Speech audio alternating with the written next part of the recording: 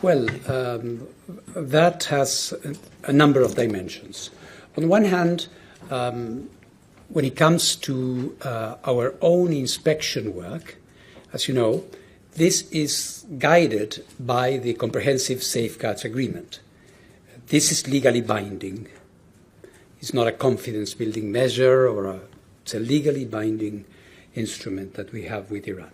And in it, there are a number of timelines, there are a number of provisions, a number of things that should be done when it comes not only to inspections, but in particular when a country has had changes, important changes with regards to the inventory of nuclear material. And as I think those who are familiar with these instruments, it is known that the normal timelines, periods of time that are envisaged in the CSA have elapsed and for some time. So I always said that, of course, in the context of the negotiations, the conversations, and my relations with Iran, we try to apply common sense, which is very important, because what happened in Iran is not banal.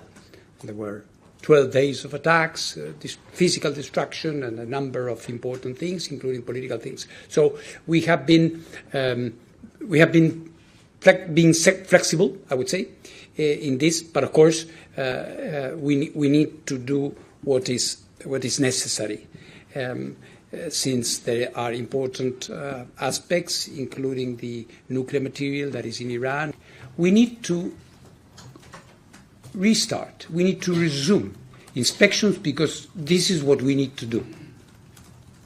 Not because there is a snapback or some countries decide to do one thing, which is perfect. But that is not my political area or decision. This is for the E3, and they have a specific dialogue with Iran, independent completely, and rightly so, from what I'm doing here. So when I say we need to resume our inspections, this is what is needed. This is what is a legal undertaking for the agency and Iran. But of course, we don't operate in a vacuum.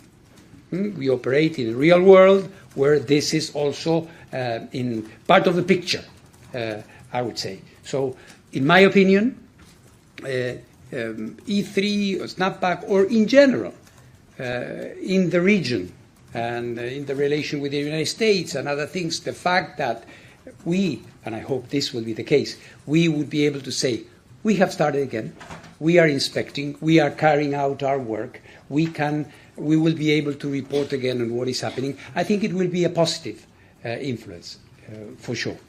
You clearly said in the extraordinary board meeting that the attacks violated international norms, but you did not address the targeted murder of nuclear engineers and nuclear scientists. So I'm giving you the opportunity right now to condemn the targeted murder of nuclear engineers and nuclear scientists. Is that something that you condemn? I'm a diplomat. I'm a man of words. I'm a man of negotiations. I'm a man that believes in international law, in talking to resolve questions. So I would never condone, rejoice, or endorse any physical act of violence. I believe that this is not something that, as Director General of the IAEA, falls within my purview. I should remind everybody what international law or national law say about one thing. I have a job to do.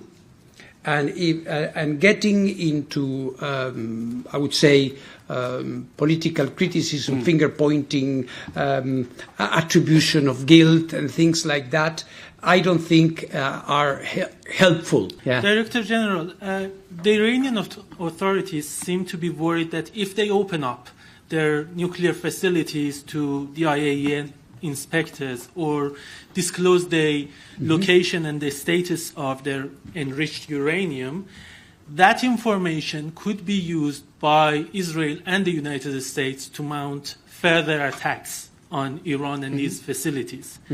What assurances can you give Iran that this wouldn't happen?